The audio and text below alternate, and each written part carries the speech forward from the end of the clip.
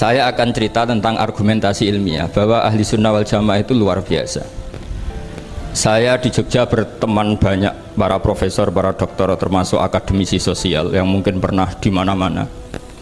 Pernah tanya saya begini, Pak Bahak, kenapa Anda baca kitabnya referensinya luas kok tetap NU katanya. Terus saya bilang, problemnya apa sebagai NU? Biasanya terus mereka mengutip sekian makalah. Kebetulan makalah itu provokatif dan siapapun yang baca makalah itu pasti menjadi NU, tak jamin ya. Kalau di Jogja misalnya di satu penerbitan, saya termasuk di dalamnya, itu pernah diperbandingkan kitabnya Said Muhammad Mafahim Yajibu Antusohah dengan kitabnya Bin Bas, judulnya Hadihi Mafahimuna. Biasanya kitab-kitab terjemahan Wahabi itu memang cukup provokatif dan dengan narasi yang memang siapapun yang nggak pernah mondok pasti tertarik.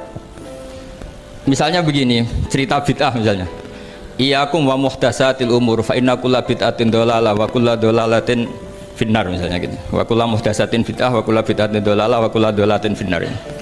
Ada yang baca wa kullu bid'atin dhalalah wa kullu dhalalatin finnar.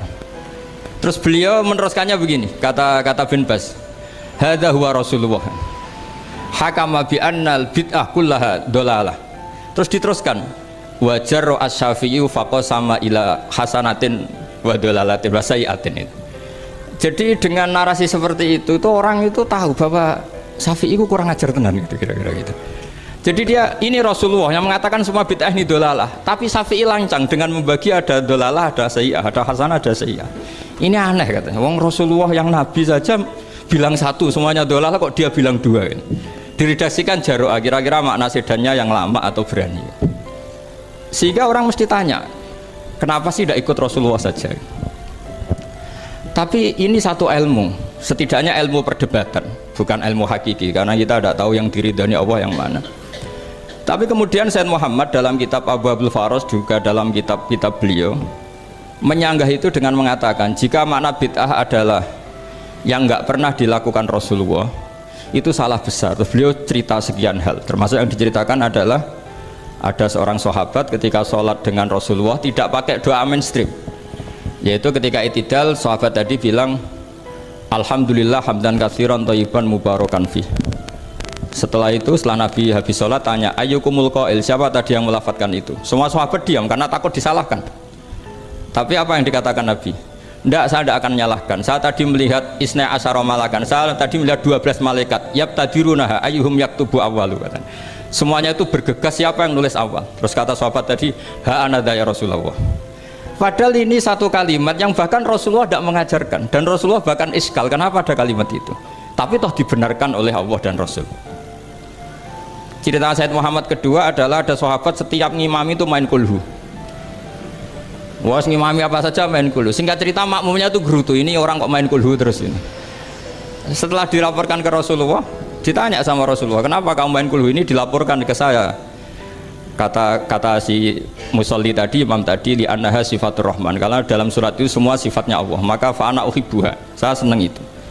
Apa kata Rasulullah? Saya disuruh bilang Allah ke kamu bahwa Allah mencintai kamu karena kamu mencintai kulhu. Terus keterusan sampai sekarang itu orang-orang NU baca kulhu terus itu, karena sekali baca idza samsu kuwirat mesti keponting gitu. Tapi artinya itu dibenarkan Rasulullah min ghairi sabqi ta'limin minhu, tanpa ada pelajaran dari beliau. Runtuhlah teori bid'ah bahwa bid'ah adalah semua yang nggak pernah dilakukan Nabi diajarkan Nabi. Nyatanya beberapa kali Nabi membenarkan sesuatu yang belum pernah diajarkan oleh beliau. Masalahnya adalah tidak semua orang baca kitabnya Said Muhammad atau baca tidak paham.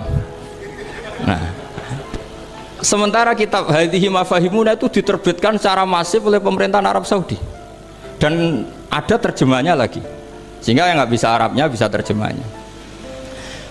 Dengan narasi tadi bahwa Imam Syafi'i dibenturkan Rasulullah itu kan pasti kalah. Redaksinya itu Jaro'ah itu wani pakai hamzah. Kedua, saya ingin cerita dan saya tidak bosan-bosan cerita ini sampai mati, saya tidak akan bosan-bosan. Ada kemandirian al-hujjatul balighah dalam diri kita sebagai ahli sunnah. Begini misalnya, kalimat la ilaha illallah adalah kalimat yang orang kafir 80 tahun saja kalau melafadzkan itu menjadi soro mukminan. Lah ini kita tahlil yang sudah muslim hanya karena kalimat thayyibah justru menjadi kafir. Ini kan madzhab aneh. Yang kafir puluhan tahun iyan tahu yukfar lahum maqad salab bihadil kalimah. Ini kita karena tahlilan sampai nyekel patok menjadi kafir juga karena la ilaha illallah. Ini aneh. Jadi kalimatun sing yakunu bihal kafiru musliman menjadi kalimatun yakunul mukminu biha kafirun. Ini kan kaidah yang aneh. Nah, saya ingin kalau ahli sunnah yang seperti ini sudah mandiri, sudah sehat, ya baguslah seperti itu. Terus yang terakhir, kenapa ditambahi an-nahdiyah? Ya seperti yang dikatakan moderator tadi. Di terminologi internasional itu kalau ahli sunnah pokoknya yang tidak sabus sahabat ahli sunnah, sehingga Wahabi, Muhammadiyah, Ikhwan semuanya ahli sunnah wal jamaah. Karena kalau di media internasional asal tidak Syiah itu ahli sunnah, hanya itu saja perbandingannya. Kalau ikramus sahabat ya ahli sunnah, kalau sabus sahabat ya Syiah. Problemnya adalah kita tidak ikut kelompok besar ahli sunnah yang mainstream di internasional karena mereka anti wasilah, anti tahlil, sehingga terus Indonesia bilang ditambahi ahli sunnah wal jamaah an-nahdiyah.